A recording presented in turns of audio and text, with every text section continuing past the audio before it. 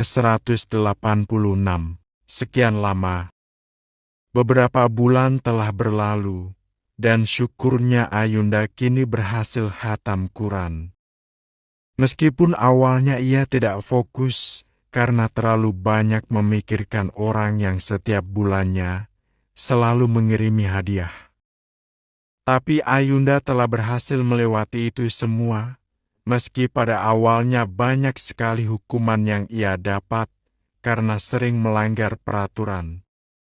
Saat ini Ayunda juga mulai melaksanakan ujian tingkat nasional untuk kelulusan. Ia belajar dengan sungguh-sungguh karena ingin masuk universitas terbaik dan juga agar usahanya belajar selama 3 tahun ini tak sia-sia. Kini dirinya menunggu pemanggilan untuk mendapatkan nomor ujian, dan biasanya saat ujian seperti ini, Ayunda tetap duduk dengan Caca karena nomor absen mereka yang berurut. Ayunda menantikan itu karena sungguh Caca sendiri sangat enak diajak untuk berbincang. Satu lagi hal yang penting, mereka tak pernah contekan sekalipun selama ini. Kecuali jika ada beberapa materi yang diajarkan ada salah satu dari mereka yang tak mengerti, maka yang lainnya akan membantu. Ayunda, bagaimana? Apa kau sudah mendapatkan nomor ujian? Tanya Caca yang baru saja duduk di sebelah Ayunda setelah dari toilet. Belum, masih dipanggil satu persatu. Kayaknya itu tuh masih diceki satu persatu. Siapa tahu masih ada administrasi yang kurang maka akan dikau tegur. Jadi mungkin akan sedikit lama. Ujar Caca belak-belakan. Has, kamu jangan keras-keras kalau bicara. Nanti ada yang dengar gak enak tahu. Balas Ayunda yang sedikit syak dengan suara keras Caca yang mungkin saja perbincangan mereka kali ini banyak yang sudah mendengarnya. Iya, maafkan aku. Tapi aku kan gak menghina. Caca bertanya-tanya. Ya, tapi kalau benar ada salah satu dari mereka yang dengar pasti akan malu.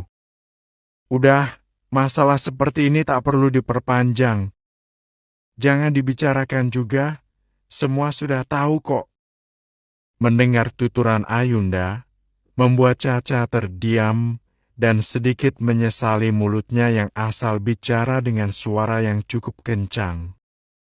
Meski tak sekencang bel pulang sekolah, tapi mampu membuat orang sekitar mendengarnya. Akhirnya Caca diam, ia juga menyesali perbuatannya itu.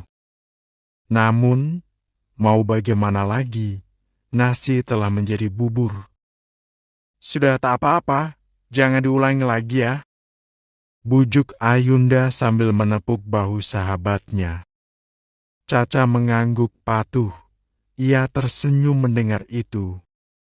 Entah kenapa, setiap Ayunda selesai bicara, Caca selalu merasa tenang. Walau sering banyak tingkahnya yang di luar dugaan, tetapi selama ini perkataan Ayunda selalu menenangkan dan menyejukkan. Itulah mengapa Caca sering luluh jika Ayunda menasihatinya dengan lembut dan baik. Ayunda, jika saja kamu berjodoh dengan kakakku, aku sangat bahagia. Dengan begitu hubungan kita tidak hanya sebatas teman. Gumam Caca. Apa? Kamu bilang apa barusan? Tanya Ayunda yang sama-sama mendengar namanya disebut.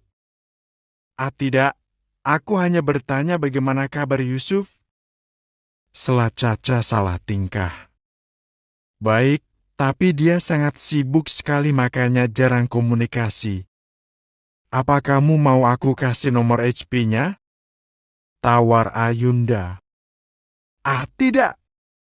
Walau dia ganteng, aku juga punya harga diri untuk tidak mendekati lelaki duluan.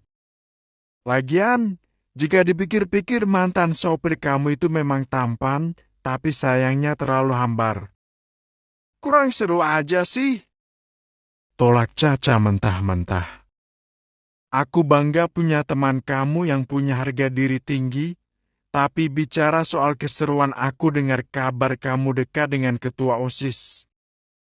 Bisik Ayunda memeluk sahabatnya. Tuh, namamu disebut.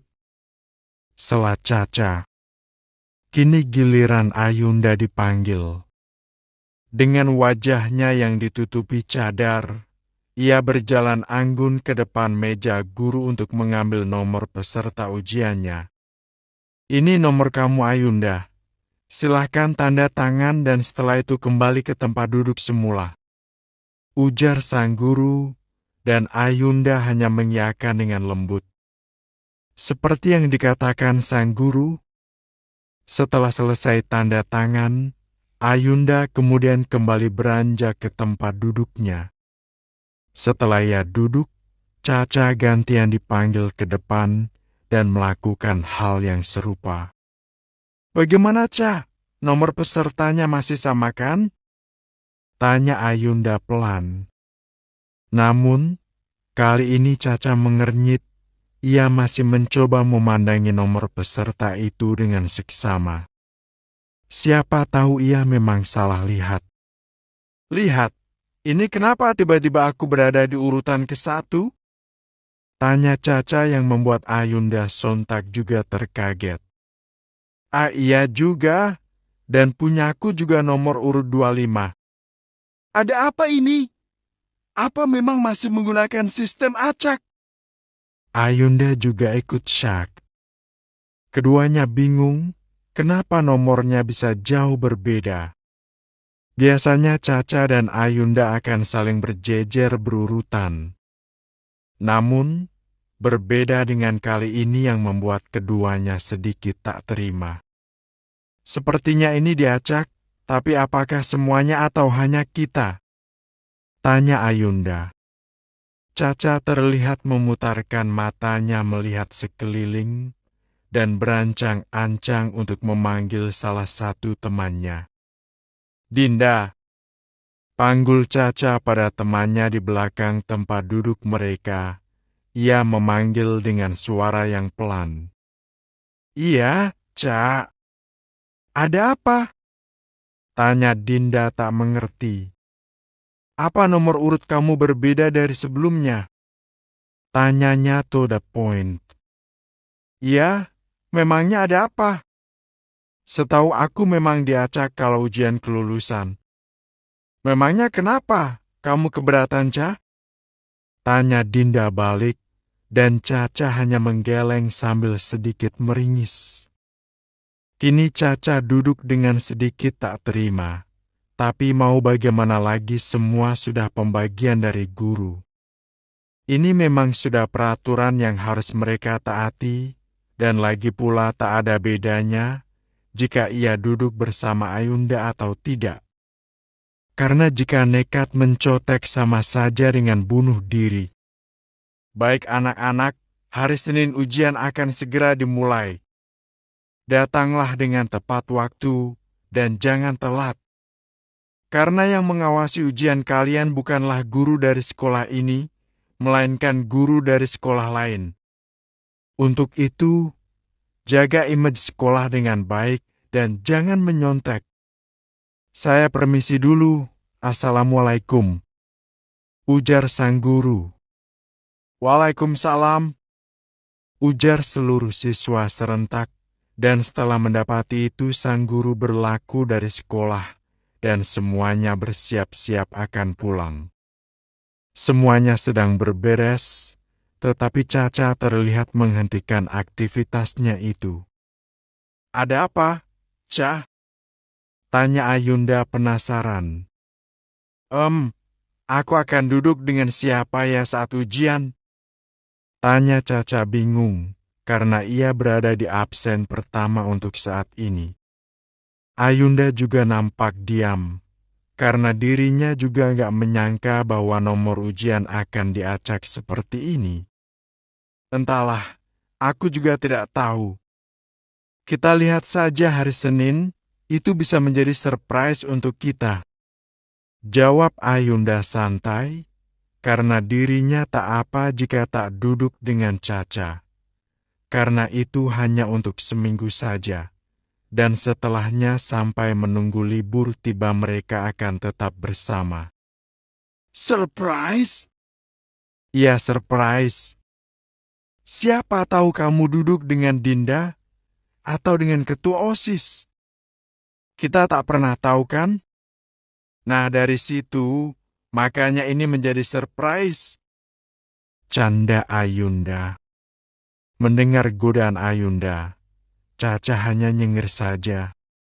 Baiklah, tapi apa kau tak takut jika duduk dengan laki-laki Ayunda? Bagiku gak masalah, selama teman di kelas kita tak ada yang berani macam-macam. Lagi pula tempat duduknya juga tak begitu dekat kan? Nah, aku sedikit tenang. Jawabnya singkat, kemudian Caca mengangguk. Mereka pun berjalan untuk pergi keluar gerbang dan menunggu jemputan masing-masing. Sebelum berpisah, keduanya berbincang atau bergurau kecil selama berjalan keluar. Cie, selamat ya Ayunda. Hafalanmu sudah selesai, dan kamu juga sudah hatam. Aku bangga menjadi sahabatmu. Caca bergelayut manja, yang membuat Ayunda tertawa. Semoga saja nanti Senin aku bisa duduk dengan my crush. Dua Caca dalam hatinya, sembari sedikit menyenderkan bahunya di lengan Ayunda. Tiba-tiba mobil Helmi datang untuk menjemput Caca. Entah kenapa Ayunda merasa sangat gugup dan canggung. Mungkin karena sekian lama tidak saling bercanda seperti dulu makanya Ayunda merasa ada yang lain. Assalamualaikum. Sapa Helmi sambil turun dari mobil. Waalaikumsalam. Jawab Ayunda dan Caca serempak. Aduh, aku sakit perut lagi. Sepertinya aku ke toilet dulu. Pekik Caca. Loh, bukannya tadi kamu sudah? Tanya Ayunda heran. Makanya, kayaknya gara-gara makan soto kebanyakan sambal deh. Kak Helmi tunggu aku sebentar ya. Aku tidak tahan lagi. Keluh Caca memegangi perutnya sambil berlari. Helmi menahan senyum dalam hati. 2 tahu adiknya itu hanya akting saja. Ayunda, bagaimana kabar kamu? Tanya Helmi. Baik, Kak Helmi sendiri bagaimana? Kata Caca baru pulang dari luar negeri ya. Balas Ayunda menunduk. Iya, kok kita jadi salting gini ya? Apa karena lama tidak saling mengobrol? Selah Helmi malu-malu kucing. Bisa jadi, terima kasih atas hadiah yang selama ini Kak Helmi kirimkan ya. Ucap Ayunda semakin memerah wajahnya, untung tertolong cadar. Sama-sama, saat aku melihat sesuatu yang dirasa cocok denganmu entah kenapa aku refleks membelinya. Oh iya, selamat kamu sudah hatam hafalan Al-Quran. Dan semangat ujian nasionalnya nya? Rencana kamu mau kuliah di mana? Tanya Helmi dengan tatapan syahdu. Sekilas Ayunda melirik, ada getaran dada yang sulit untuk diucapkan. Dia mencoba menarik napas agar tidak semakin salah tingkah. Aku sangat suka pemandangan Swiss, tapi untuk kuliah di sana rasanya sangat tidak mungkin. Sudah pasti ayah dan bunda tidak merestuinya.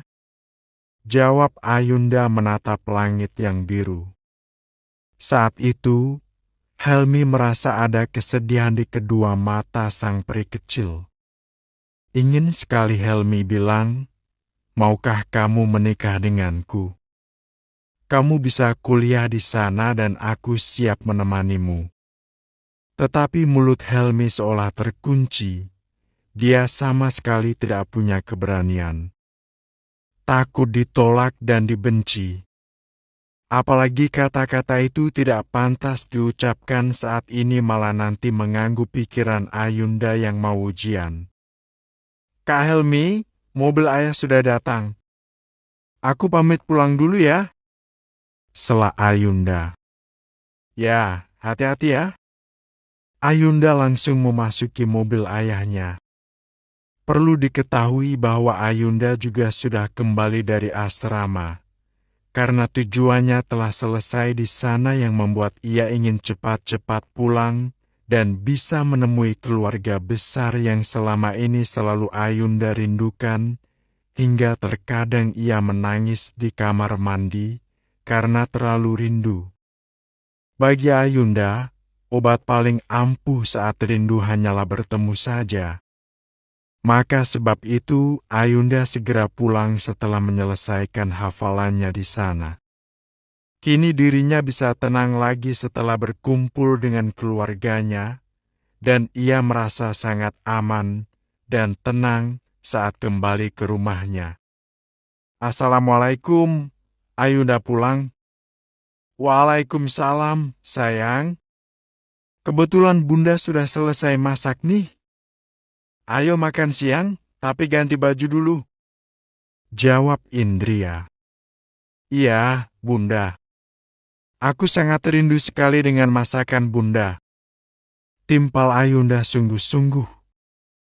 Oh iya, Bunda mau buat salad buah dulu. Sela Indria bergegas ke dapur. Ayunda, selesai ganti pakaian temui ayah di ruang keluarga ya. Ada hal penting yang mau ayah bicarakan. Setelah itu baru kita makan. Ucap Yongki serius. Iya, ayah. Jawab Ayunda.